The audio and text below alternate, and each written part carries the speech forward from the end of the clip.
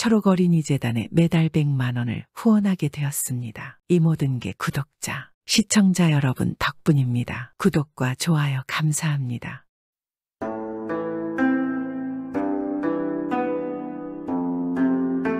옛날 옛적에 어느 시골 마을에는 돌쇠라는 백정이 살았습니다. 돌쇠는 백정이라서 동네에서 온갖 수모를 당하며 살았습니다. 그 당시에는 백정은 오로지 소나 돼지를 잡는 천한 것으로 여기고 일반 상민보다 못한 처지인 것입니다. 그러나 돌쇠는 마을 사람들에게 온갖 손가락질을 당했지만 성심이 아주 착한 사내였습니다. 자신을 천대하는 마을 사람들에게 화를 내기는커녕 도움을 주었습니다. 일하면서 법 몇 푼 안 되는 돈을 모아서 고아들이나 몸이 불편한 노인들을 살뜰히 챙겼습니다. 자기가 잡은 돼지고기도 몰래 가지고 나와서 굶주림에 고통받는 사람들에게 나누어도 주었습니다. 그러나 돌쇠는 혼이 날 나이가 되어도 전혀 관심 없었습니다. 매일 마음속으로 다짐했습니다. 나는 이 나라에서 가장 천한 신분인 백정이다. 내가 만약에 혼인을 한다면 자식이 생길 것이고 그 자식 또한 나 같은 백정이 되거나 사람들에게 손가락질을 받으며 평생 살아야 할 것이다. 내 비록 혼인 안 하고 혼자 살지언정 절대 그리 되게 하지 않을 것이야. 그러나 이런 돌쇠를 잘 아는 마을 사람들은 돌쇠에게 관연한 딸들을 시집 보내려 했습니다. 비록 백정으로는 살지만 평민인 자신들보다 굶주리지 않고 딸이 매일 힘들게 사는 것보다 낫다고 생각했습니다. 그래서 돌쇠에게 혼처가 많이 들어왔지만 돌쇠는 한사코 거절을 했습니다. 그런데 돌쇠도 사내인지라 혼처가 들어온 처자 중에 마음에 드는 처녀가 있었습니다. 성품도 돌쇠처럼 곱고 또한 돌쇠가 백정이라는 것에 그리 신경 쓰지 않았습니다. 그래서 돌쇠는 매일 밤 잠을 못 자고 뒤척이다 새벽에나 잠이 들었습니다. 그래서 돌쇠는 마음을 굳혔습니다. 그래, 난 백정이다. 내 아무리 처자가 마음에 들지만 혼인하면 아이가 생길 것이야. 그러면 내 아이는 평생 백정으로 살거나 백정의 자식으로 손가락질 당하며 살아야 한다. 내 편하다고 그리하면 안 되는 것이야. 더 이상 혼인은 생각하지 말고 지금처럼 일이나 열심히 하자. 그리 생각하고 돌쇠는 잠자리에 들었습니다. 그런데 그날 돌쇠의 꿈에 하얀 도포를 입은 백발노인이 나타났습니다. 그리고 돌쇠에게 말하는 것입니다. 돌쇠야, 너는 비록 사람들에게 천대받지만 어떤 누구보다 귀한 사람이다. 그래서 너에게 상을 주려고 한다. 그 상은 너의 미천한 신분을 없애고 너를 잘 살 수 있는 것 말이다. 그러자 돌쇠는 화들짝 놀라며 노인에게 물었습니다. 어르신, 어떻게 하면 제가 그리 될 수 있는 것이지요? 제발 가르쳐 주십시오. 그러자 산신령이 돌쇠에게 말하는 것입니다. 너는 지금 마음에 두고 있는 처자와 혼인을 하거라. 그러면 어여쁜 아이를 얻을 수 있을 것이야. 그 아이로 인해 너는 천한 신분을 벗어날 수 있고 내 자식 또한 후대에 번창할 것이다. 산신령은 그리 말하고 사라져버렸습니다. 꿈에서 깬 돌쇠는 꿈이 너무 현실 같아서 노인이 말한 대로 고촌인을 했습니다. 그리고 1년 후 이 마을에는 이진사가 살고 있었습니다. 이진사는 옆마을 박진사와 친구 사이였습니다. 그런데 박진사가 자식이 혼례를 하게 되었습니다. 그래서 박진사의 집에 큰 잔치가 열리자 이진사가 고개 넘어 박진사의 잔칫집에 가게 되었습니다. 이진사는 이 박진산에 가서 호화로운 술과 음식들로 잘 대접을 받았습니다. 그런데 그만 술을 너무 많이 먹었고 그대로 고개를 넘어서 집에 오기가 무척 힘들게 되었습니다. 아이고 머리야, 아유 어지럽구나. 다리 왜 두 개로 보이는가? 이진사가 비틀비틀거리며 고개를 꺾는데 이제는 속까지 울렁거렸습니다. 아유 큰일이네 큰일이야. 아무래도 안 되겠구나. 쉬었다 가자. 이진사는 고개 너머에 산소가 많이 있었는데 그곳에 이르러서는 더 이상 앞으로 갈 수가 없었습니다. 그리하여 그만 산소 옆에 푹신한 풀밭에 그대로 드러눕고 말았습니다. 아이고 편하구나. 편해. 풀이 아주 폭신하니 좋구나. 이진사가 술에 잔뜩 취해서 비몽사몽간인데 그때였습니다. 이진사가 누워있는 산소 어딘가에서 사람의 말소리가 들렸습니다. 응 뭐야? 누가 있나? 이 밤중에 이 산중에 누군가 있어? 이진사가 술김에 정신을 차리고 이곳저곳 고개를 돌려 아무리 살펴보아도 사람의 흔적은 보이지 않았습니다. 그런데 말소리는 계속 들려왔습니다. 여보게, 오늘 이 진사댁에서 아기를 낳으니까 우리 첫 미역국이나 먹으러 가세. 말소리는 이렇게 들렸습니다. 우리 부인이 이제 아이를 낳을 때가 되었지. 오늘 내 새끼가 나오는 날이구나. 이 진사가 그렇게 생각하고 있는데 이어서 말소리가 또 들려왔습니다. 나는 집에 손님이 있으니까 나 대신에 자네가 다녀오게. 이 진사는 계속 자신의 집 이야기가 나오니 그대로 누워서 꼼짝 않고 이야기를 듣고 있었습니다. 아유, 무서워라 귀신인가? 그런데 갑자기 또 왜 소변이 마려운 거야? 참아, 지금은 참아야지. 이 진사는 기를 쓰고 소변을 꾹 참고 있었습니다. 이 진사가 듣기에 여러 귀신들이 산소에 모여 있는 듯하였고 이 첫 미역국을 먹겠다는 한 귀신이 떠나고 귀신이 돌아오기를 다른 귀신들이 기다리고 있는 듯하였습니다. 그리고 잠시 후 첫 미역국을 먹으러 갔던 귀신이 돌아왔습니다. 가서 잘 대접받고 왔나 아이 이 진사 댁에 갔더니 밥에 돌이 들어가 있고 국에는 머리카락이 잔뜩 빠져 있더라고. 내 그래 괘씸해서 피죽을 3그릇이나 주고 왔지. 그리고 70살까지 살라는 명도 주고 왔네. 이 집 아들은 70살까지 피죽만 먹고 살아야 될 거야. 그럼 자네 쫄딱 굶고 왔나. 그런데 돌아오는 길에 보니 돌쇠 백정네도 딸을 낳았더라고. 그래서 거기에서도 천미역국을 먹었는데 이 집은 밥이랑 국을 아주 잘 끓여주었어. 너무 맛있게 잘 먹고 고마워서 신세를 보답하기 위해 이 집 딸에게는 참깨 서마를 줬지. 그리고 명은 적당히 살라고 한 65살까지 주고 왔네. 누워서 이 말을 듣고 있던 이 진사는 가만 생각했습니다. 옛날에 우리 할머니가 그랬었는데 사람이 태어날 땐 타고난 명과 복이 있는 것이라고.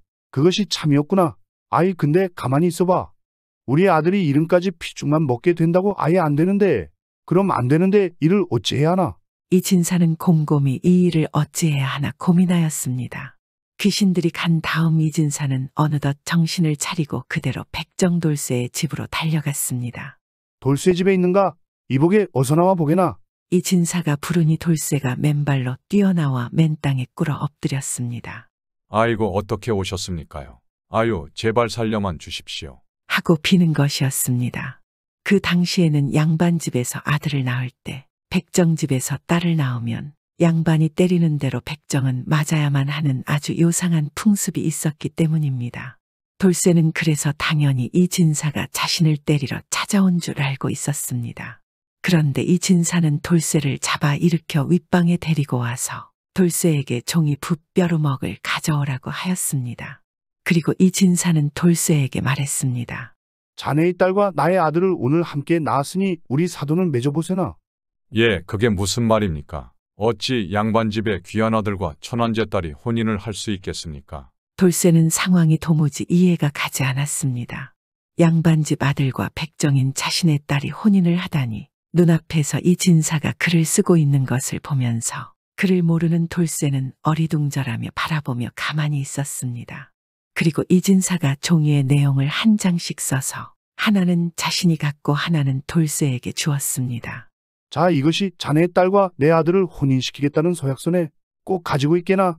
이 진사는 그렇게 하고 마음을 놓긴 하였는데 영 찝찝하였습니다. 아무리 그래도 그렇지 양반 체면에 백정을 사돈으로 두는 것이 말이 되는가? 이 일을 어찌한다. 백정을 사돈으로 둘 수 없다면 이 사돈을 백정이 아니게 만들면 되는 것이지. 이렇게 쉬운 일을 뭘 고민을 하고 있었는가? 이 진사는 즉시 그날로 돌쇠를 다른 마을로 이사시켰습니다. 그리고 그에게 가짜 벼슬을 주어 그곳에서 살게 하였습니다. 또 땅도 사주고 좋은 집도 사주어서 돌쇠는 이제 백정 행세를 하지 않고 양반으로 살아갈 수 있게 되었습니다. 그리고 세월이 흘러 두 사람의 자녀들이 혼인을 할 나이가 됐고 돌쇠의 딸은 이진사의 아들과 약속대로 혼인식을 올렸습니다. 그리고 또 세월이 흘러서 이진사 내외도 돌쇠 내외도 모두 나이가 들고 세상을 떠났습니다. 그런데 이들 부부가 아무 잘못하는 것도 없는데 자꾸만 재산이 술술 줄어들고 없어지기 시작했습니다. 그리고 결국은 거지가 될 수밖에 없는 형편이 되었습니다.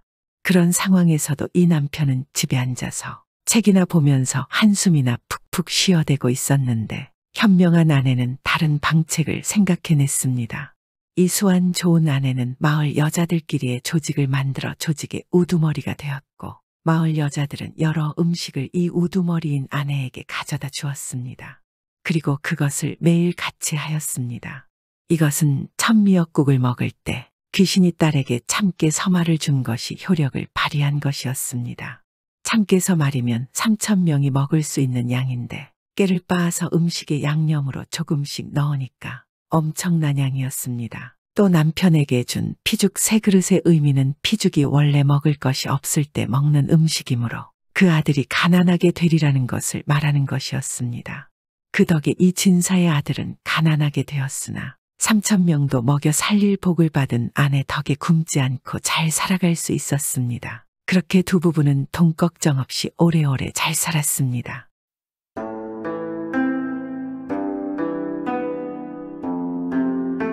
옛날 옛적 어느 마을에 부모를 일찍이 여의고 제각기 품팔이로 살아가는 두 형제 칠복이와 석삼이가 있었습니다. 같은 부모의 한 핏줄을 타고 난 두 형제이건만 형 칠복이는 일하기 싫어하는 게으름 뱅이인데다 술 먹기를 좋아하였고 마음씨까지도 고약하였습니다. 그러나 동생 석삼이는 워낙 타고난 성품이 부지런한 데다 마음씨도 어찌나 곱고 순박하였던지 누구나 그를 칭찬하지 않는 사람이 없었습니다. 어떻게 두 형제가 이렇게 하나부터 열까지 다를 수가 있을까요? 동생 석삼이는 속이 알찬 사람이라 자그마한 돈도 함부로 쓰지 않고 쪼개어 쓰다시피 아끼고 아끼면서 어느 정도 살림미천을 모을 수 있었습니다. 이것을 잘 아는 형 칠복이가 가만히 있을 수 있겠습니까? 어느 날 칠복이는 동생 석삼이를 찾아와 입에 침이 마를세라 석삼이를 칭찬하며 찾아온 사연을 말하였습니다.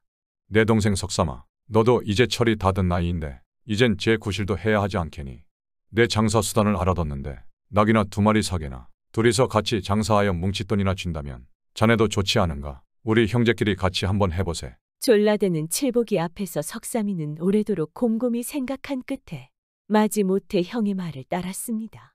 첫 번째 장사에서 약간의 소득을 보게 된 두 형제는 다음번 장사는 좀 더 크게 하였습니다. 두 번째 장사에서 더 큰 재미를 보게 된 칠복이는 세 번째 장사는 좀 더 크게 하기 위해 동생 석삼이에게 더 먼 길을 가자고 하였습니다.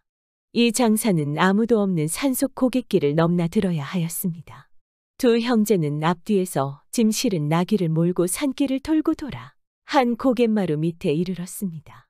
이때 앞에서 가던 칠복이가 갑자기 배를 끌어안고 아프다고 비명을 지르면서 대굴대굴 뒹구는 것이었습니다. 이를 본 석삼이는 아무도 없는 산속에서 야단났다며 어쩔 바를 몰라 하였습니다. 칠복이는 그런 석삼이를 보며 석삼아, 내 이 병엔 딴 약이란 없다네. 꿈에 어머니가 하시는 말씀이 아무 고개를 넘다가 급한 병이 생기면 딴 약이 없다고 하는구나. 한 가지 방법이 있는데 사람의 생누나를 먹어야 낫는다고 말씀하셨네. 그러니 이 산속에서 내 병이야 죽으라는 병이지 무슨 별 도리가 있겠나. 이렇게 슬픈 목소리로 말하면서 금방 막 죽을 듯이 뒹구는 것이었습니다. 이 말을 들은 착한 석삼이는 곰곰이 생각하기 시작하였습니다. 형님 병은 급한데 약이라야 내 눈밖에 없으니 이를 어쩐담. 내가 누나를 뺀다 해도 죽지는 않을 것이니 위급한 형님부터 먼저 구하고 보자. 나머지는 나중에 생각하고 그게 우선이다. 이렇게 생각하는 석삼이는 서둘러 자기의 왼쪽 누나를 빼내 피가 뚝뚝 떨어지는 누나를 칠복이에게 내주었습니다. 그러나 칠복이는 측은해하는 기색 하나 없이 얼른 받아 치우고 나서는 생누날 하나 먹었더니 좀 괜찮아지네. 하나 더 먹어야 다 나을 텐데 이를 어쩌나 하고 걱정하면서 또 배를 끌어안고 뒹구는 것이었습니다. 석삼이는 형 칠복이의 병이 누날 하나로 하여 좀 괜찮아진다는 말에 누나를 뺀 자기의 고통은 생각지 않고 너무도 반가워 더 생각할 겨를도 없이 또 오른쪽 눈알마저 빼내며 형 칠복이에게 주었습니다. 세상에 이런 동생이 어디 있겠습니까? 그러자 칠복이는 그 눈도 받아 얼른 치우고 나더니 아까와는 완전 달라진 목소리로 이 미련한 놈아, 내 눈을 먹긴 누가 먹어. 내 재물 때문에 내 눈을 뺀 거다. 이제 알겠느냐? 고맙다 동생아. 이렇게 독살스레 말을 내뱉더니 나는 간다 하면서 눈이 아파 신음하는 석삼이를 돌아보지도 않고 두 나귀를 불이 나게 몰고 오던 길로 되돌아가고 말았습니다. 두 눈을 잃은 석삼이는 눈알이 빠진 고통도 고통이려니와 그보다도 한 핏줄을 타고난 친형이 그 적은 재물 때문에 동생의 생눈을 빼앗는 것도 모자라 눈 잃은 동생을 아무도 없는 산속에다 내팽개치고 달아나는 독하고도 더러운 심보를 생각하니 분이 치밀어 혼자 펄펄 뛰기만 하였습니다. 원 이렇게 험악한 일도 있는가 하고 넋두리하는 석삼이의 원통한 울음소리는 사람 없는 산골짜기에서 처량히 울려 퍼졌습니다.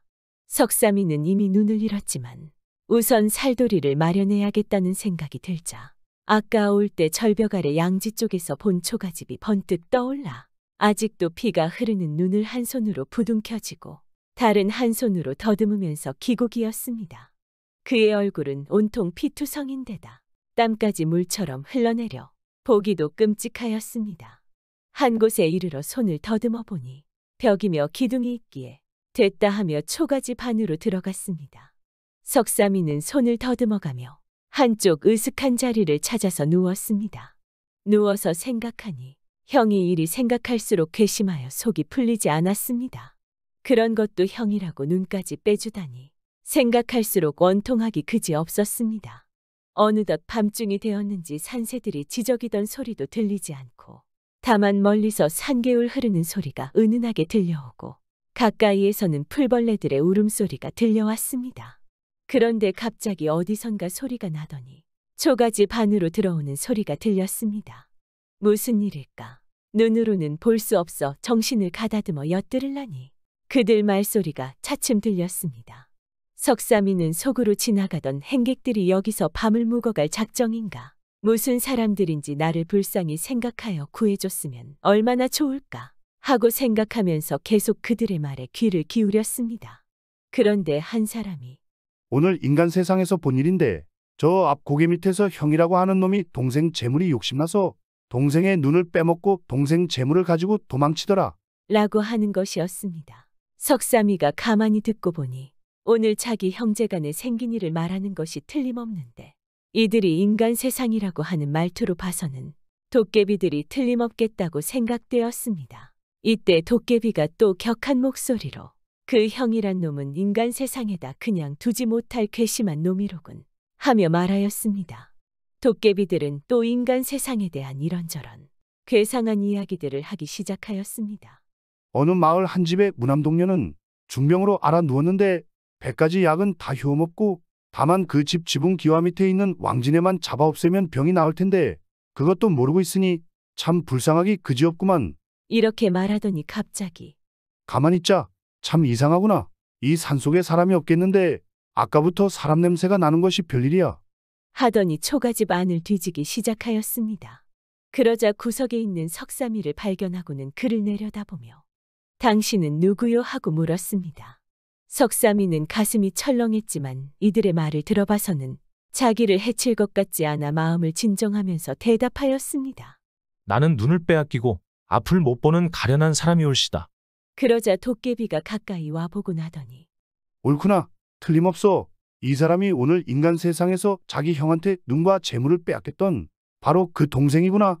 라고 말하니 곁에서 보고 섰던 도깨비도 아참 불쌍하구나. 인간 세상에 이런 일도 있다니. 라고 하면서 석삼이를 동정하는 것이었습니다.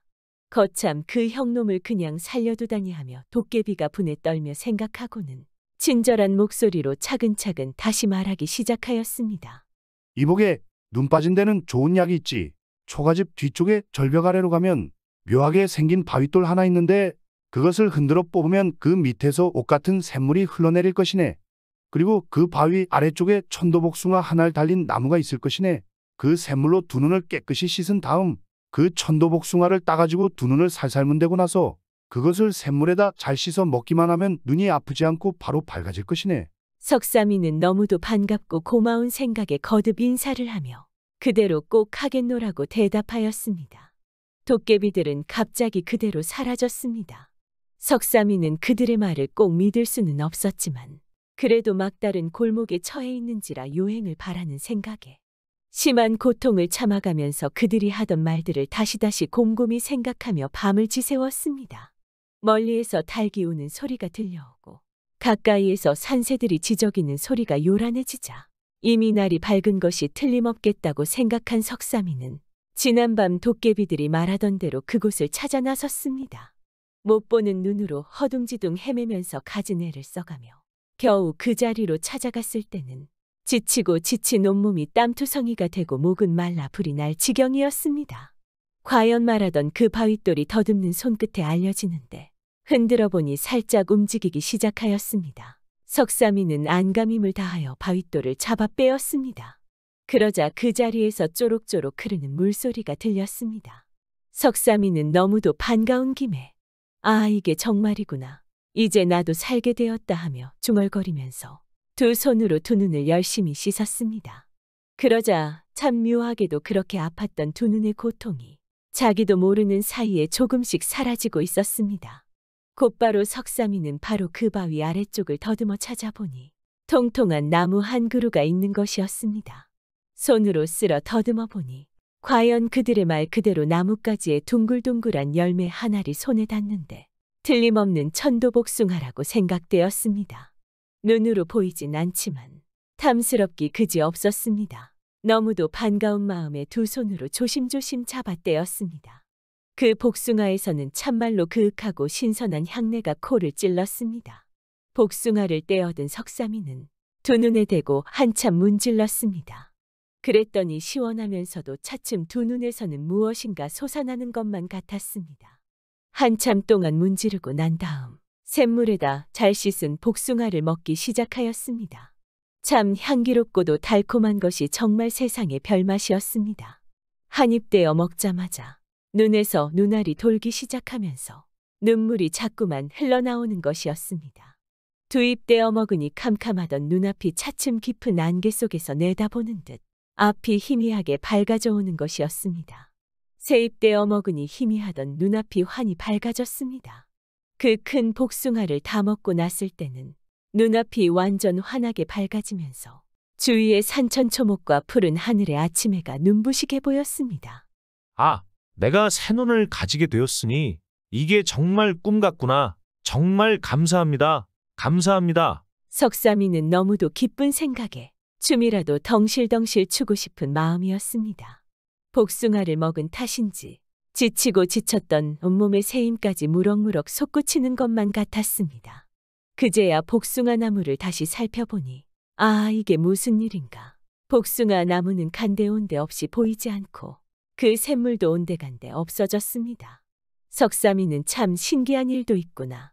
돌아가신 어머니께서 나를 도우셨는가 보구나 하고 중얼거리면서 가벼워진 걸음으로 자리를 떠났습니다.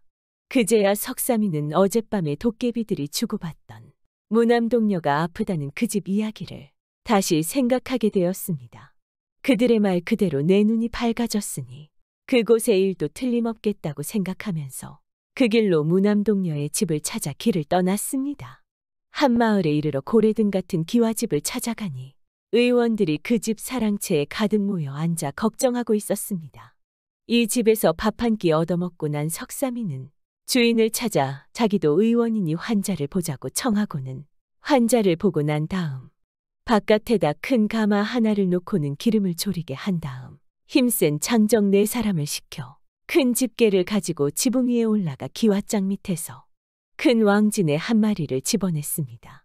끓는 기름 가마에 들어간 왕진에는 발악하다 못해 그만 뻣뻣하게 쭉 늘어지고 말았습니다. 왕진애를 죽이고 난 다음부터 무남동녀 꽃분이는 차츰 기력을 회복하기 시작하였습니다. 외동딸 꽃분이의 중병이 완쾌된 이 집에서는 얼마나 기쁘지 않겠습니까?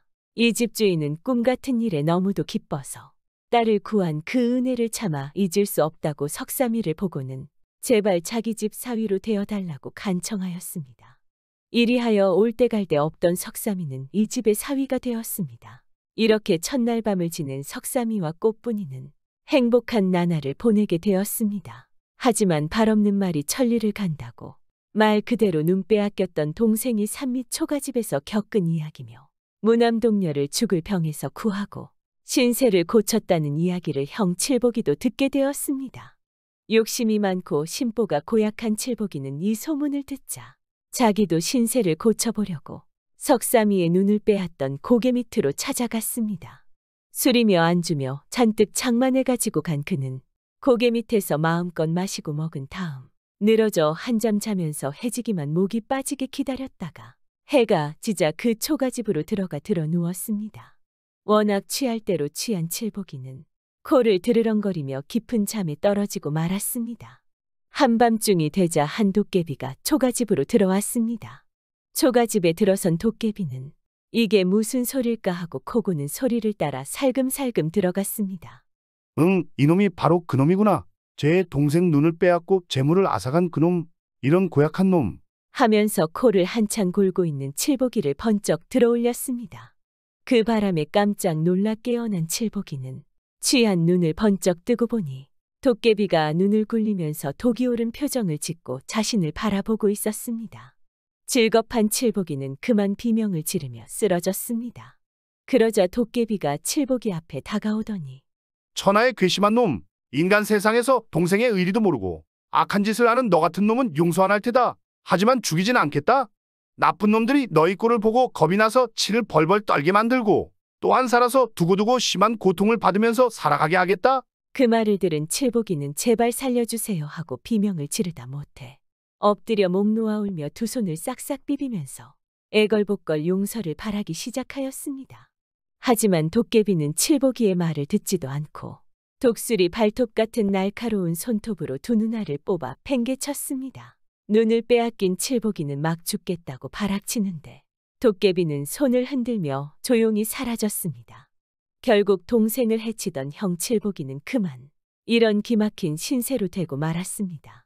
이 소식은 온 마을에 퍼졌고 그 뒤로 그 마을은 나쁜 놈들이 모두 사라지고 평화롭게 행복한 마을이 되었습니다.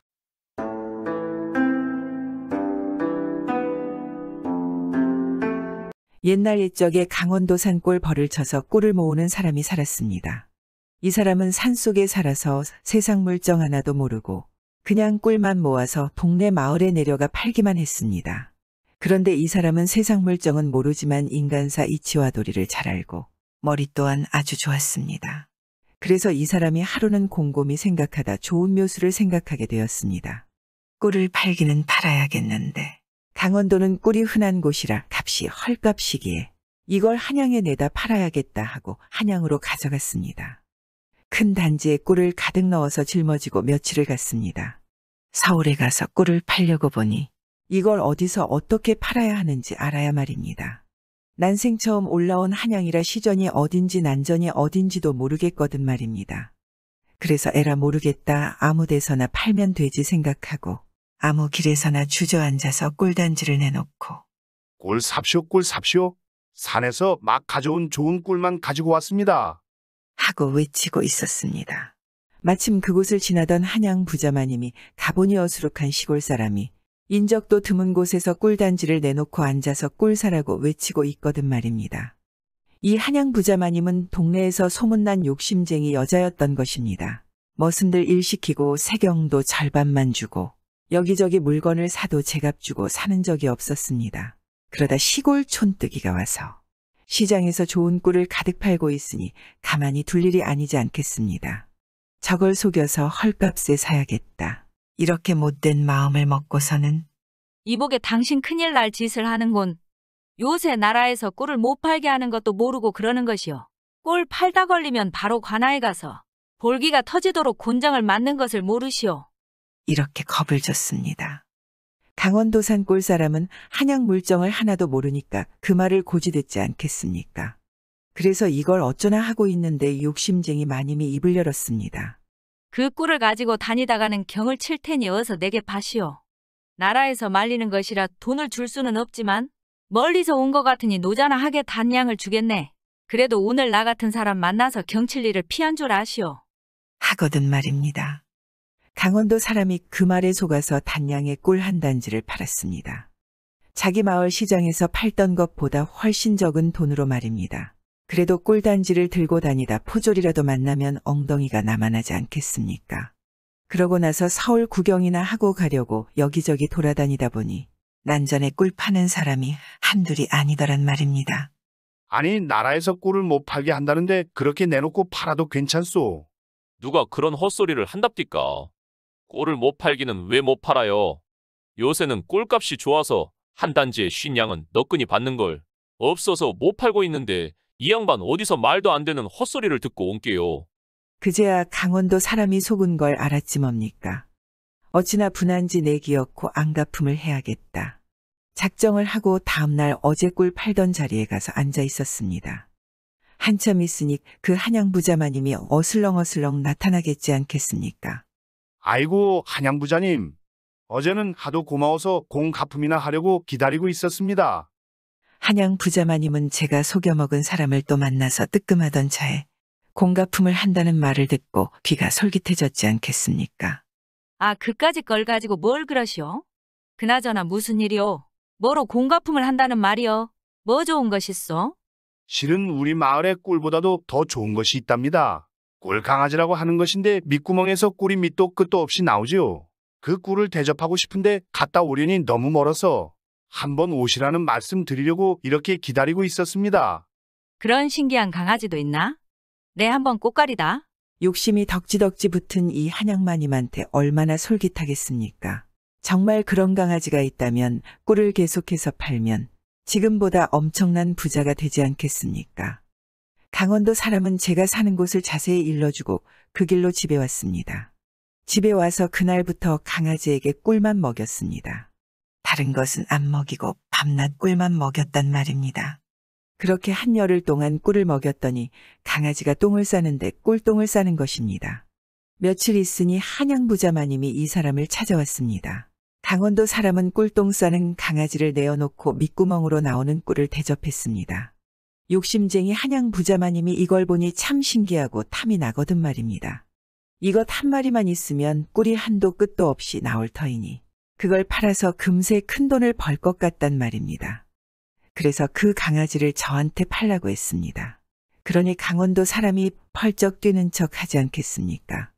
아이고, 그런 말씀 마십시오. 이 강아지 덕에 우리 식구가 사시사철 꿀을 받아먹고 남는 꿀은 팔아서 목구멍에 풀칠하고 사는데 이것 팔아버리면 당장 빌어먹게요. 그럼 내가 100냥 주겠네. 그러면 충분하지 않는가? 100냥 가지고 어떻게 평생 살 수가 있겠습니까? 절대 안 됩니다, 마님. 그럼 200냥 주마. 그 돈이면 여기서 평생 잘 먹고 살지 않겠느냐? 그런데 강원도 사람은 꿈쩍도 하지 않고 고개를 절레절레 하는 것입니다. 그럴수록 한양부자마님은 안달이 나서 자꾸 값을 올려 부르는 것입니다. 그렇게 값을 올려 부르다가 500냥을 부르니까 강원도 사람이 못 이기는 체하고 강아지를 팔았습니다. 한양부자마님이 가고 난 다음에 강원도 사람은 제 아내더러 그 사람이 속은 걸 알면 반드시 다시 올 것이니 그 사람이 오면 당신은 머리를 풀고 곡을 하는 신용만 하시오. 왜 그러느냐고 물으면 내가 죽었다고 하고 만일 그 사람이 무덤을 찾으면 뒷산에 파놓은 헛무덤으로 데리고 오시오.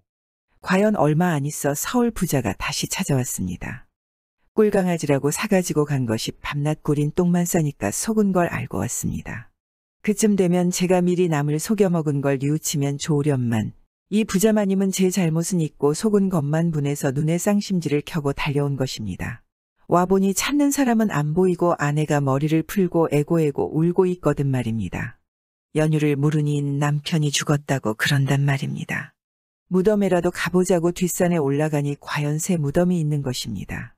한양부자마님이 무덤 위에 앉아서 짓거리는 것입니다. 똥강아지를 꿀강아지라고 나를 속이더니 기어이 그 죗값을 받고 죽었구나. 감히 누굴 속여놓고 잘 살 줄 알았더냐? 하니까 미리 무덤 속에 들어가 있던 강원도 사람이 말했습니다. 어수룩한 시골 사람 겁을 줘서 쉰양어치 꿀을 단양에 사간 내놈은 왜 안 죽고 살아있느냐? 너도 앞으로 무덤 안에 곧 들어갈 거다. 넌 죄가 없고 이 사람만 죄가 있는 것이냐? 했습니다. 한양부자마님은 귀신이 내는 소리인 줄 알고 그만 기겁을 하고 내빼지 않겠습니까? 그 후 강원도 사람은 강아지를 판 돈을 가지고 꿀농사를 더욱 크게 해서 큰 부자가 되었고 주위의 어려운 사람들에게도 꿀과 돈을 나누어주며 잘 살았습니다. 욕심쟁이 한양마님은 그날 이후로 귀신이 자기를 데려갈 것 같아서 한 발자국도 집 밖을 나오지 않았습니다. 사람들을 안 만나니 뭐에 꽂을 할 일이 있겠습니까? 요즘에도 사람들을 기만하고 남의 것을 공으로 탐하려는 욕심쟁이 마님들이 종종 있습니다. 자신들이 항상 이득을 취할 거라 생각하지만 언젠가는 그 탐욕으로 자신의 소중한 것들 잃을 수 있을 것입니다.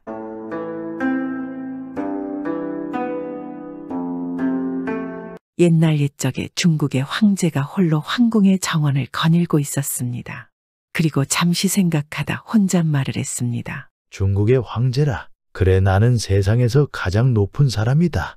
이 지상에서 나보다 높고 빛나는 사람은 없을 것이야. 어떤가 하늘에도 나의 별이 있을 것이다. 반드시 가장 빛날 것이다. 황제는 그렇게 읊조리며 밤하늘을 바라보았습니다. 한동안 고개를 들고 계속 하늘의 별들을 바라보는데 갑자기 먼 동쪽 하늘에 큰 별 하나가 유독 빛나는 것이 눈에 들어왔습니다. 그 별은 아무리 봐도 중국의 별은 아닌 듯하였습니다.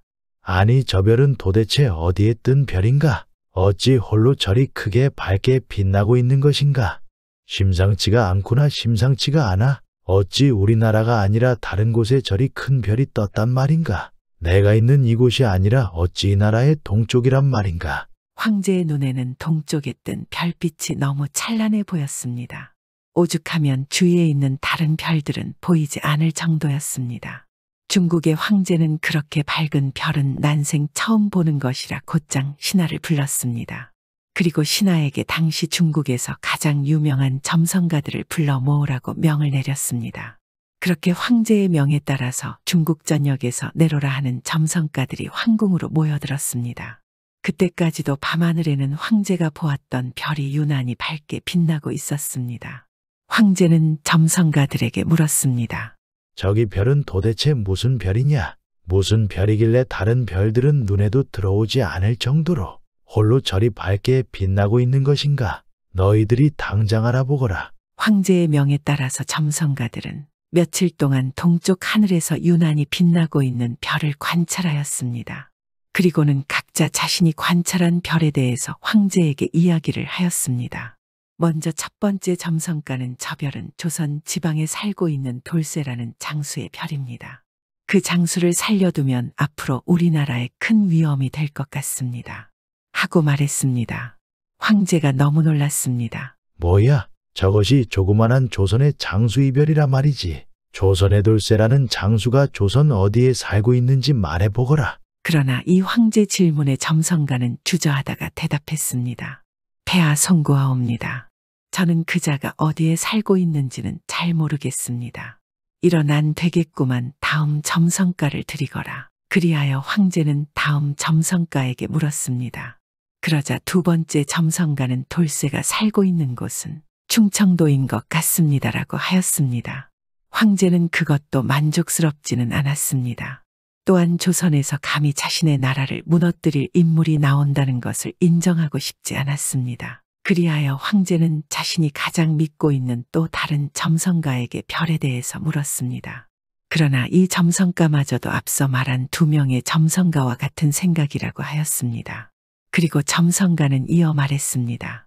폐하 돌쇠라는 장수를 살려두면 장차 우리나라에 해가 될 것이 분명합니다. 그자가 입신하여 장군이 되어 군을 이끌게 되기 전에 반드시 미리 죽여야 합니다. 하지만 만약 돌쇠가 속세를 버리고 스님이 된다면 오히려 그를 죽이는 것이 우리나라에 더 큰 해가 될 수도 있는 일입니다. 뭐라고 그게 정말이란 말이냐? 돌쇠라는 녀석이 스님이 되어를 때는 건드리지 않는 게 이 나라에 좋다고. 황제는 자신이 가장 믿는 점성가의 말을 듣고는 깊은 한숨을 쉬었습니다. 그렇게 밝게 빛나는 별에 대해서 점성가들에게 설명을 들은 황제는 아무도 모르게 중국에서 가장 뛰어난 자객을 불렀습니다. 그리고 그에게 명령하였습니다. 너는 조선의 충청도로 건너가거라. 그리고 돌쇠라는 사람을 찾고 그가 만약 스님이 되었으면 그냥 두고 오고 그렇지 않고 무술을 연마한다거나 장군이 되려 한다면 반드시 명주를 끊어 놓아야 한다. 황제의 명을 받은 자객은 돌쇠가 누구인지 충청도 어디에 사는지도 모르고 명을 수행하기 위해서 일단은 조선으로 향했습니다. 과연 조선에는 참으로 돌쇠라는 장수가 충청도에서 살아가고 있었습니다.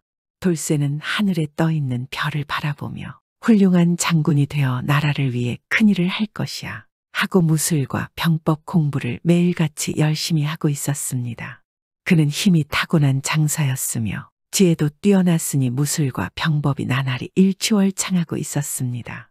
그가 장군이 되고자 하는 큰 뜻을 가지게 된 것은 한반도가 삼국시대 이후 항상 중국에 있는 나라의 침략과 약탈을 당해왔기 때문이었고 그러한 슬픈 상황에 대해서 안타깝고 원통하게 여기고 있었기 때문입니다. 그리하여 그는 장군이 되어서 그러한 상황을 역전하여 오히려 중국을 호령하고자 하였습니다. 그런데 그러던 어느 날 돌쇠는 자신의 별을 바라보다가 별 속에서 한 줄기 검은 기운이 스며드는 것을 목격하였습니다. 돌쇠는 무술과 병법에만 재주가 있는 것이 아니라 점성술에도 재주가 밝았습니다. 그래서 돌쇠는 점성술로 자신의 별 상태를 점쳐보았습니다. 그런데 그가 본 점괘에는 자신이 스님이 되지 않으면 곧 죽는 것으로 나왔습니다.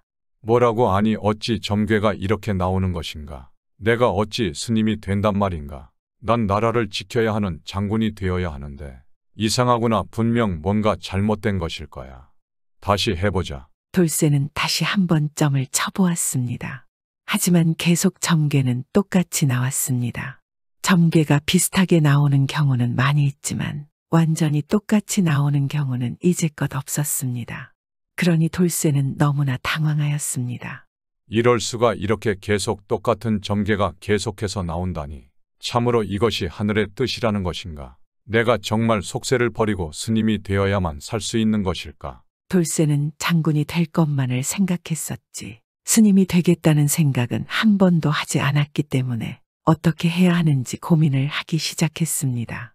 그리고 한참 뒤에 결국 돌쇠는 나온 점괘가 하늘의 뜻임을 인정하고 받아들이기로 결심하였습니다. 어쩔 수 없구나. 이것이 하늘의 뜻이라면 받아들여야지. 내가 하늘의 뜻을 어기고 장군이 되기를 고집하다 죽게 되면 그것이 무슨 소용이 있단 말인가? 결국 돌쇠는 장군이 되겠다는 뜻을 꺾었습니다. 그리고 그대로 백화산에 있는 절로 들어가 스님이 되었습니다.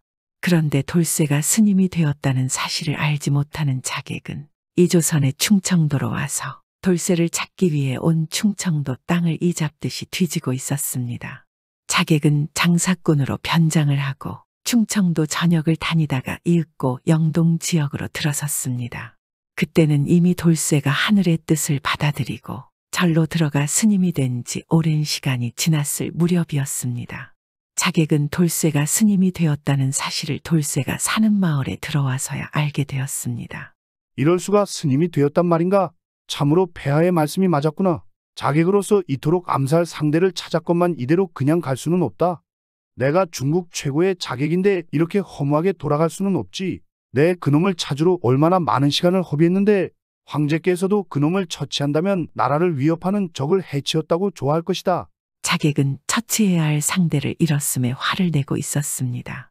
이미 돌쇠를 찾는 세월 동안 반드시 없애고 돌아가겠다는 생각만 머릿속에 가득했었기 때문입니다. 그리고 그것을 할 수 없게 된 자객은 화가 너무 나서 돌쇠가 살았던 옛집에 불을 질러버렸습니다. 그런데 때마침 스님이 된 돌쇠는 자신의 집에 갈 일이 있어서 마을에 들어서고 있었습니다. 그리고 자신이 살던 집에 불이 난 것을 보게 되었습니다. 이럴 수가. 이게 어찌 된 일인가? 어찌 내 집에 불이 난 거지? 어서 불을 꺼야 한다. 이대로 불이 옮겨버렸다 붙으면 온 마을이 다 타버릴 거야. 돌쇠는 즉시 자신의 불타고 있는 집으로 달려갔습니다. 돌쇠를 본 자객은 생각했습니다. 그래, 저놈이 내 그리 찾던 돌쇠구나. 난 반드시 저놈을 없애야 한다. 자객은 이미 눈에 불이 붙어서 황제의 명 따위는 안중에도 없었습니다. 자객이 자신의 검을 뽑으려 하는데 그때였습니다. 돌쇠가 자신의 붓짐에서 붓을 꺼내고 먹물을 묻히더니 자신의 불타는 집 방향으로 힘껏 먹물을 뿌렸습니다. 그러자 갑자기 하늘이 어두워지면서 순식간에 검은 빗물이 쏟아져 내려 돌쇠의 집에 붙은 불을 모두 꺼버렸습니다.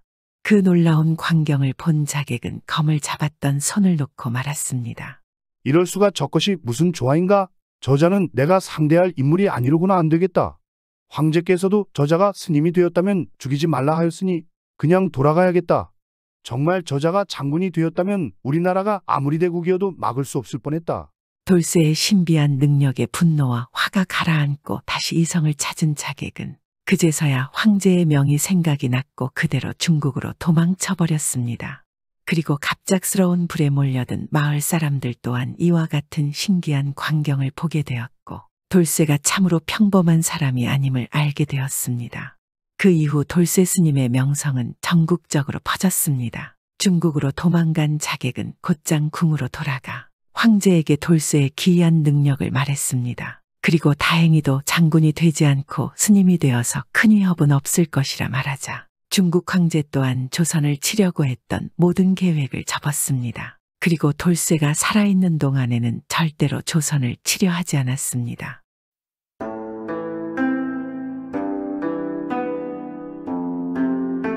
옛날 옛적 한 시골에 늙은 부자가 살고 있었습니다. 하루 세끼 먹는 것은 산의 진미요 몸에 칭칭 두른 것은 비단이라. 게다가 남들이 허리 굽혀 하는 인사까지 받으니 세상 부러운 것이 없었습니다. 그런데 내리막길이 있으면 오르막길이 있다고 밤낮으로 아양 떨던 마누라가 하루아침에 갑자기 아이고 배야 하며 대굴대굴 뒹굴더니 눈 깜짝 새에 숨을 거두고 말았습니다. 워낙 예전부터 여자라면 죽고 못 사는 늙은 부자는 마누라가 죽어 사흘도 넘지 않아 새 마누라 들여올 궁리만 하다 보니 입맛이 떨어져 기름기 도는 밥도 모래알처럼 깔깔했습니다. 그러다가 하루는 무슨 수가 생겼는지 칠보기를 불렀습니다. 칠보기는 머슴인데 구변이 좋고 익살꾼이어서 늙은 부자는 다른 머슴들에게는 소부리듯이 하는데 칠보기만은 구슬려서 일을 시켰습니다. 칠보가, 너 오늘부터 일밭에 나가지 말고 내 말을 듣거라. 아유, 대감님께선 무슨 말씀을 그렇게 하십니까? 소인의 팔자는 소팔자라고 밤낮 일만 하라고 하시더니요. 이거 참 호박이 넝쿨로 떨어졌습니다. 칠보기가 한창 익살을 피우는데 늙은 부자는 시치미를 뚝대며 정색하고 말하였습니다. 이 녀석아, 익살은 그만하고 내 말 듣거라. 너 내 마누라 세상 뜨고 나 혼자 쓸쓸히 보내는 걸 알고 있지 않느냐? 네, 알다 뿐이겠습니까? 대감님께서 닭똥 같은 눈물을 떨구는 것도 소인은 두 눈이 있어서 보았습니다. 구곡간장이 타서 구세통같이 내뿜는 그 한숨소리도 이 소인은 두 귀가 성해서 다 들었습니다. 늙은 부자는 듣기가 거북했지만 그래도 칠보기를 구슬리는 수밖에 없었습니다. 이 자식아, 내가 너를 일밭으로 나가지 말라 할 때는 요긴한 일이 있어 부른 것이니 익살은 그만 부리고 어서 비단옷 입고 산 너머 동리에 한번 갔다 오너라. 칠보기는 어머니 뱃속에서 나올 때부터 쌍놈이란 딱지가 딱 붙었는지라 비단옷을 입으라니 거짓말 같아서 멍청이 서 있었습니다.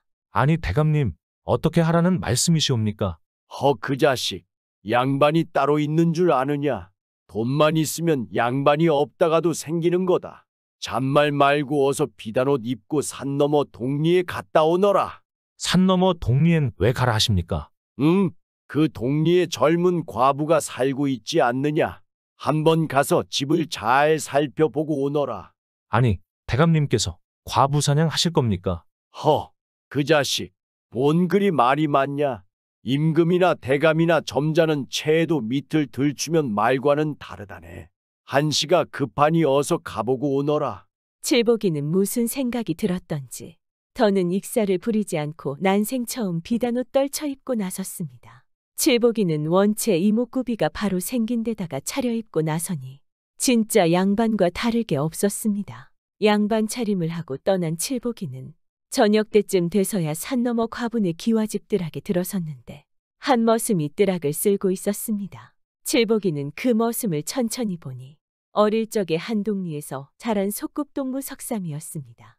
아니, 너 운막집 석삼이 아니냐? 네, 그렇사옵니다. 조실부모하고 떠돌아다니다 여기 와서 머슴살이 하옵니다, 양반님. 석삼이는 허리를 굽히고 머리도 들지 못하였습니다. 이놈아, 양반은 무슨 양반? 나 칠복이다. 석삼이가 그제야 머리 들고 보니 틀림없는 칠복이라 바로 손목 잡고 사랑채에 들어갔습니다. 그날 밤 칠복이는 목소리를 낮추어 자초지종을 내리 엮었습니다. 그리고 석삼이의 귀에 대고 여차여차 하자고 소곤거렸습니다. 칠복이는 늙은 부자의 애를 말리느라고 실컷 놀다가 사흘째 되는 날에야 돌아왔습니다. 담배만 피며 애타게 기다리던 부자는 싱글벙글 웃으며 들어서는 칠복이를 보자 일이 성사된 듯 싶어 어떻게 됐느냐고 급히 물었습니다. 하지만 칠복이는 침을 꿀꺽 삼키더니 딴전을 부리기 시작하였습니다. 대감님, 소인은 날바람을 일구며 태산같이 높은 고개도 단숨에 청 넘어서는데 청사는 말 그대로 풀을 청자요 물은 맑아서 맑을 청자인데 갖가지 꽃들이 꽃 화자를 자랑하며 내가 곱다 다투어 피지 않겠습니까? 야, 이 녀석아, 긴 말 말고 어서 갔던 일이나 말해라.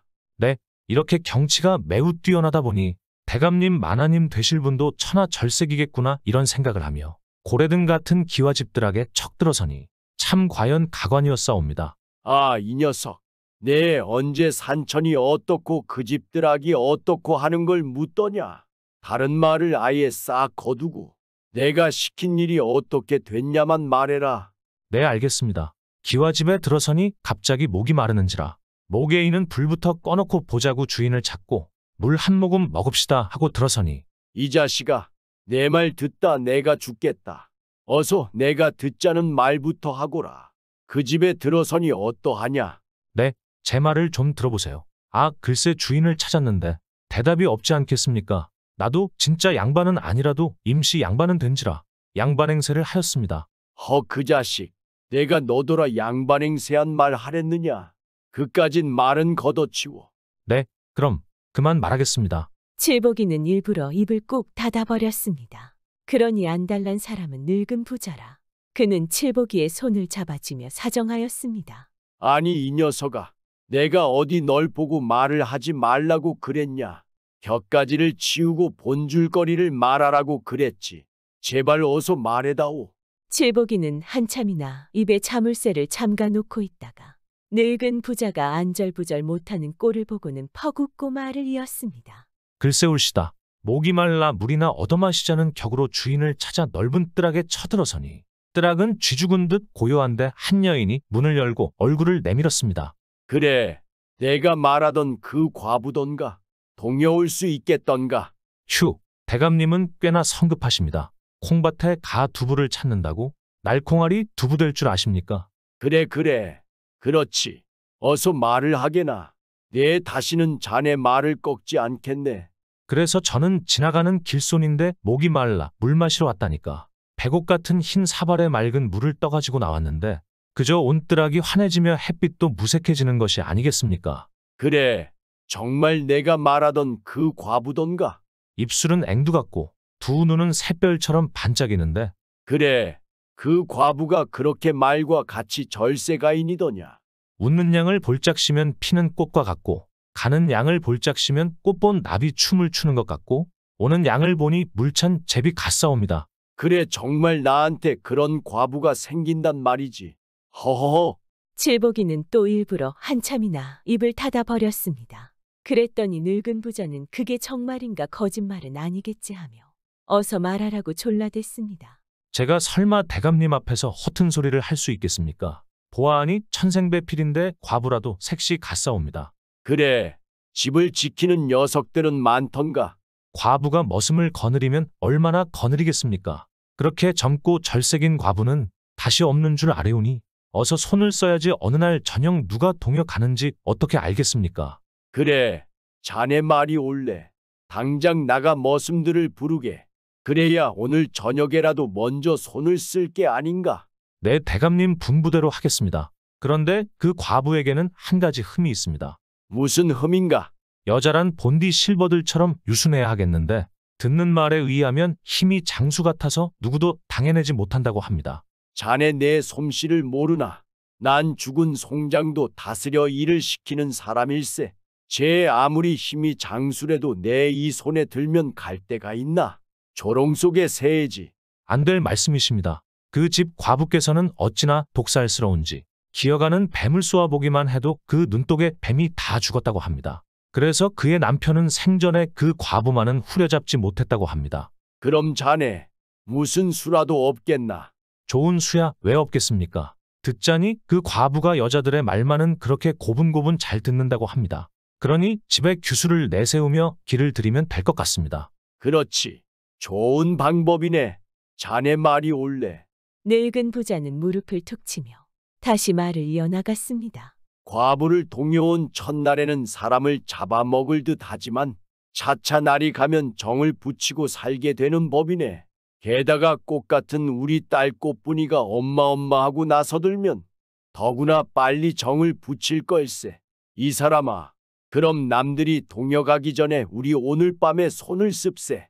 칠복이는 늙은 부자의 분부대로 힘꼴이나 쓰는 머슴을 데리고 그날 밤 산을 넘어 과부를 동여왔습니다. 밤에 불도 켜지 못하고 남몰래 하는 일이지만 늙은 부자는 머슴들이 과부를 동여매고 뜰하게 들어서는 것을 보자 맨 버선발로 달려나와 맞았습니다. 그런데 듣던 말과 같이 사나운 과부는 늙은 부자가 달려나오는 것을 보더니만 사정없이 발로 내찼습니다. 그 바람에 늙은 부자는 그만 아이쿠하며 넘어진 채 일어나지 못하였습니다.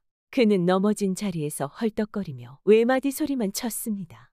과부가 행악질을 하건 말건 여러 머슴들은 과부를 신부방에 억지로 밀어넣고 나와서 들숨날숨을 겨우 이어대는 늙은 부자를 부축하였습니다. 부자는 그래도 그 그림같이 고운 부인을 어서 보자고 신부방으로 어정어정 걸어갔습니다. 그러나 과부가 어느새 불까지 꺼버렸는지라 부자는 볼 수가 없게 되었습니다. 그래서 술 몇 잔을 거나하게 마시고 담을 키우고 나서 아예 신부방으로 들어섰습니다. 그런데 늙은 부자가 들어서기 바쁘게 과부가 불이 번쩍 나게 뺨을 갈기고 발로 냅다치는 바람에 늙은 부자는 또 덜렁하며 넘어졌습니다.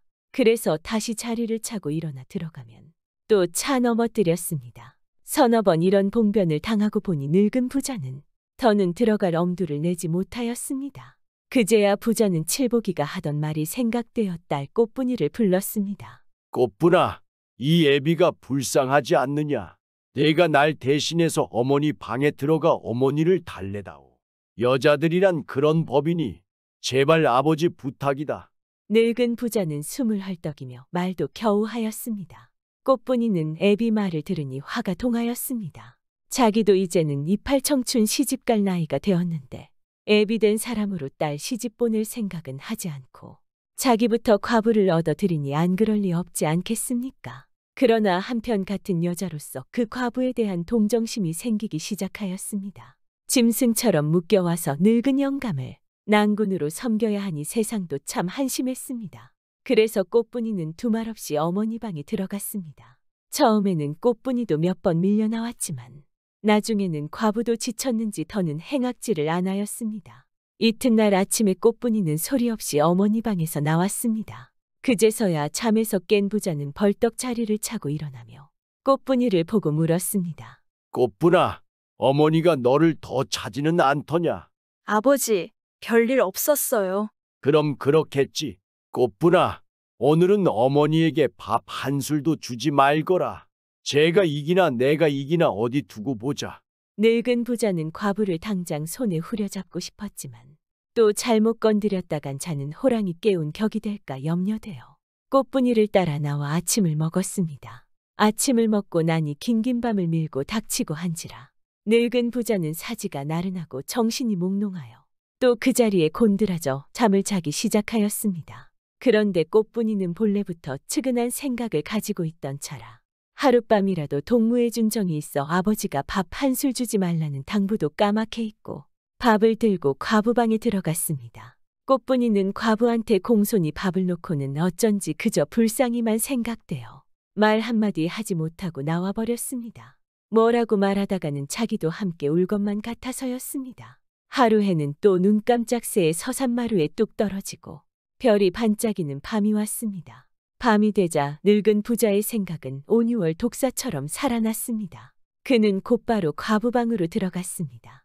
그런데 또 전과 같이 발들여 놓기 바쁘게 불이 번쩍 나게 몇 대 얻어맞고 발에 채여 밀려나와 아이고 하며 쓰러졌습니다. 꽃분이는 아버지가 불쌍하기도 하고 괘씸하기도 하여 자리에 눕히고는 자기가 과부방에 들어갔습니다. 그런데 과부도 같은 생각을 하는지 그녀만은 때리지도 차지도 않았습니다. 꽃분이는 말없이 슬그머니 과부 곁에 누웠습니다. 그런데 과부는 아무런 말도 없었습니다. 그럴수록 그가 더 불쌍하게만 생각되었습니다. 꽃분이는 사람이 짐승처럼 묶여온 것이 생각할수록 기가 막혀 끝내 과부의 품에 머리를 파묻고 울고야 말았습니다. 그러니 그렇게 악슬에 굴던 과부도 꽃분이를 쓰다듬어 주었습니다. 그럴수록 꽃분이는 더 흐느껴 울기만 하였습니다. 울면 울지 말라 머리를 쓰다듬어 주고 머리를 쓰다듬어 주면 또 울고 하다 보니 이튿날 밤도 다 갔습니다. 늙은 부자는 꽃과 같은 젊은 과부를 신변에 가져다 놓고 제 소나귀에 당장 넣지 못하자 속이 비비 꼬였지만 벌써 이틀 저녁이나 호된 맛을 본지라 칠복이 말대로 사흘째 되는 날에도 꽃분이를 들여보냈습니다. 그런데 나흘째 되는 날 늙은 부자가 이제는 제가 들어갈 날이 되었다고 과부방에 들어가려는데 꽃분이가 막아섰습니다. 아버지, 안 돼요. 제가 들어가야 해요. 아니, 사흘이면 된다던데 아직도 말을 안 듣는 것이냐? 고년이 정말 사람 잡아먹는 호랑이보다 더 한년이로구나. 아무쪼록 잘 타일러라. 늙은 부자는 하는 수 없이 또 자기 딸을 들여보냈습니다. 그런데 일은 시작이 있어도 끝이 없었습니다. 닷새 날 저녁에도 엿새 날 저녁에도 늙은 부자는 과부방에 발을 들여놓지 못하였습니다. 열흘이 되었는데도 꽃분이는 또 자기가 들어가야 한다고 말하였습니다. 늙은 부자는 그만두고는 고추가 되고 말았습니다. 안 되겠다. 이제는 어쩔 수 없구나. 늙은 부자는 짐승을 길들이듯이 한번 호된 매를 주어 길들여 보려고 팔뚝 같은 방망이를 쥐어들고 문을 차고 과부방에 뛰어들었습니다. 그러나 늙은 부자의 방망이는 크고 단단하였지만 그 방망이를 써보기도 전에 두 동강이 나서 방바닥에 나 뒹굴었습니다. 늙은 부자는 또 쫓겨나고 말았습니다. 아버지, 이제 그만두세요. 아니, 뭐라고? 남편 없는 과부는 짐승과 같아서 동여오는 건 하늘이 낸 법인데. 그래, 그 계집년이 어쩔 테냐? 내가 꼭 길을 드릴 테다. 그럼 전 몰라요. 아버지 또 들어가 보세요. 그렇지만 그 방은 아버지 들어가실 방이 아니에요. 저리 비켜라. 오늘 저녁엔 내 그녀를 가만 놔두지 않겠다. 무지막지한 늙은 부자는 딸의 말귀를 알아도 못 듣고 죽기 살기로 과부방에 뛰어들었습니다. 그런데 이번에는 과부가 아니라 꽃분이가 따라 들어와서 아버지를 막았습니다. 아버지, 아버지는 이 방에서 나가야 해요. 아니, 뭐가 어째? 대체 무슨 말이냐? 아버지, 저 사람을 보세요. 저 사람은 아버지가 바라는 그 과부가 아니라 그 집 머슴 석삼이에요. 아니 뭐라고 하며 늙은 부자는 그만 그 자리에 풀썩 주저앉고 말았습니다. 아버지, 저는 저 사람을 따라갑니다. 석삼이는 꽃분이와 함께 연기처럼 사라졌습니다. 아이고, 이게 무슨 꼴이람. 과부 사냥 나갔다. 사위 사냥 해왔으니 아이고 내 가슴이 터지는구나. 과부 집에 처음 찾아간 날 도저히 과부를 데려올 수 없었던 칠복이는 석삼이와 술을 내어 석삼이를 과부로 분장한 후 계획을 세웠던 것이었습니다. 늙은 부자는 울음에 목이 막혔는지 그만 꼬꾸라져 다시는 일어서지도 못하였습니다. 결국 늙은 부자는 자신의 욕심으로 인하여 모든 것을 잃고 말았습니다.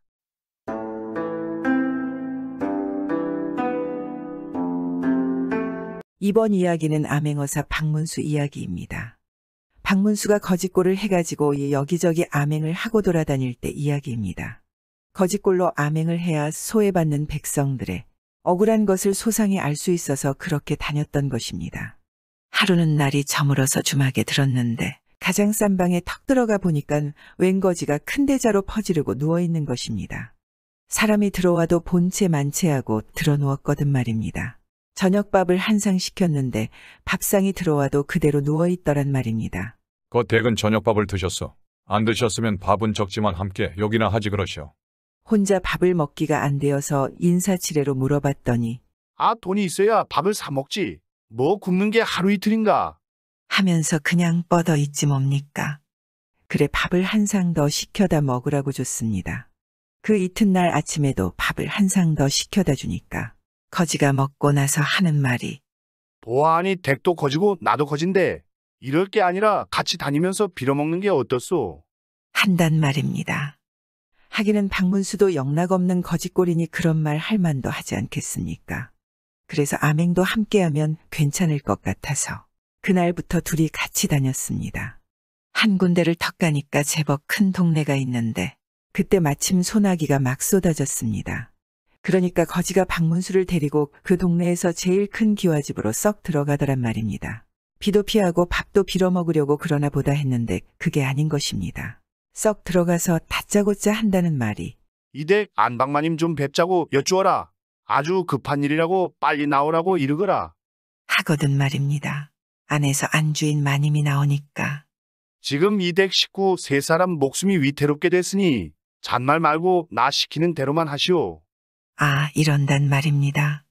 안주인이 놀라서 어떡하면 되느냐고 물으니 지금 당장 마당에 멍석 깔고 남편이 죽은 것처럼 곡을 하시오. 하는 겁니다. 안 그러면 세 사람이 죽는다는데 어쩌겠습니까? 멍석 깔고 엎드려서 아이고 아이고 곡을 했습니다. 그때 마침 이 집 남편은 어디에 갔는고 하니 머슴 둘을 데리고 뒷산에 나무를 베러 간 것입니다. 저희 어머니가 나이 90인데 언제 죽을지 모르니까 미리 관목이나 장만해 놓는다고 갔거든 말입니다. 그래 나무를 베는데 갑자기 소나기가 오니까 비를 피한다고 큰 바위 밑에 들어가 있을 것입니다. 그때 저 아래서 아이고 아이고 곡소리가 들리니까 목을 빼고 내려다볼 것 아니겠습니까? 내려다보니 자기 마누라가 머리를 땅에 박고서는 곡을 하고 있거든 말입니다. 이런 우리 어머니가 돌아가셨나 보다. 얘들아 어서 내려가자. 머슴 둘을 데리고 불이 나게 내려왔습니다. 막 내려오는데 뒤에서 바위가 쿵 하고 무너지더란 말입니다. 그때 안 내려왔으면 세 사람이 바위에 깔려서 다 죽었지 뭡니까? 남편이 헐레벌떡 내려와 이야기를 들어보니 일이 어떻게 된 건지 알겠거든 말입니다. 거지한테 절을 12번도 더 하면서 은인이라고 대접이 극진하지 않겠습니까? 우리 세 사람 목숨을 살려주셨으니 무엇으로 보답하면 좋겠소? 내 재산을 다 달란데도 내놓으리다. 아, 정 그러면 돈 100냥만 주구려. 그 정도면 목숨값치곤 싸지 않겠소. 그래서 돈 100냥을 받았습니다. 받아서는 대뜸 방문수를 주는 것입니다. 이거 잘 간수해도 앞으로 쓸 때가 있을 테니. 아, 방문수가 가만히 보니 이거지가 예사 사람이 아니거든 말입니다. 시키는 대로 돈 100냥을 받아서 속주머니에 잘 넣어뒀습니다. 그러고 나서 또 길을 떠났습니다. 며칠 지나서 어떤 마을에 가게 됐는데 그 동네 큰 기와집에서 온 식구가 울고불고 난리가 났지 뭡니까? 거지가 방문수를 데리고 그 집으로 쓱 들어가는 것입니다. 이 댁에 무슨 일이 있기에 이리 슬피 우시오? 우리 집에 7대 독자 귀한 아들이 있는데 이 아이가 병이 들어 죽어가니 어찌안 울겠소. 어디 내가 한번 봅시다. 내가 고칠 수 있는 방도가 있을지 모르오. 거지가 그 집에 들어가는데 병든 아이가 누워있는 곳은 거들떠보지도 않고 딴 방으로 들어가는 것입니다. 사랑채로 들어가 턱하니 앉아서 주인더러 하는 말이 아이 손목에 실을 메어서 그 끄트머리를 가져오시오. 하거든 말입니다. 주인이 가만히 생각해보니 이모 떼국물이 주르르 흐르는 거지 주제에 진맥을 한다는 게 실끄트머리로 한다니 믿어지지 않거든 말입니다. 이게 정말로 알고 일어나 모르고 일어나 시험하노라고 목침에다 실을 메어 그 끄트머리를 가져다 줬습니다. 그랬더니 실을 한번 만져보고는 이런 고약한 일이 있나? 아, 손목에다 실을 메어 오랬지 누가 나무에다 메어 오랬소?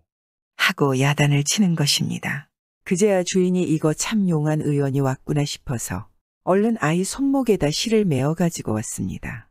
거지가 실 끄트머리를 한번 만져보더니 뭐 별것도 아니구나. 거 담벼락에서 흙을 한 줌 떼어오시오. 하거든 말입니다. 담벼락에 붙은 흙을 한 줌 떼어다 주니까 동글동글하게 환약을 짓는데 딱 3개를 지는 것입니다. 이걸 갖다가 하나씩 차례로 먹이면 나을 거요. 주인이 약을 받아서 아이한테 먹이니까 다 죽어가던 아이가 눈을 부스스 뜨더란 말입니다. 또 하나를 먹이니까 슬그머니 일어나 앉고 나머지 하나를 먹이니까 그만 벌떡 일어나서 뛰어다니며 놀지 뭐겠습니까?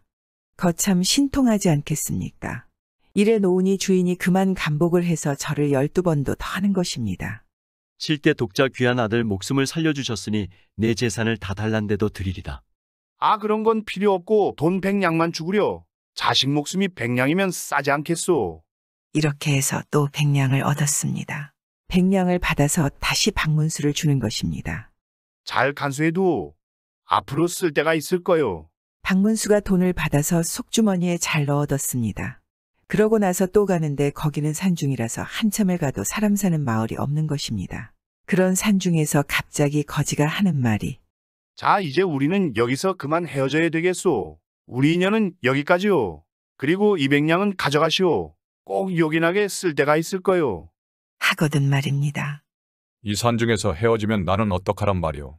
염려 말고 이 길로 쭉 올라가시오. 가다가 보면 사람을 만나게 될 거요. 그러고는 그만 훌쩍 가버리는데 어디로 갔는지도 모를 정도로 연기같이 사라져버렸습니다. 박문수는 할 수 없이 혼자서 갔습니다.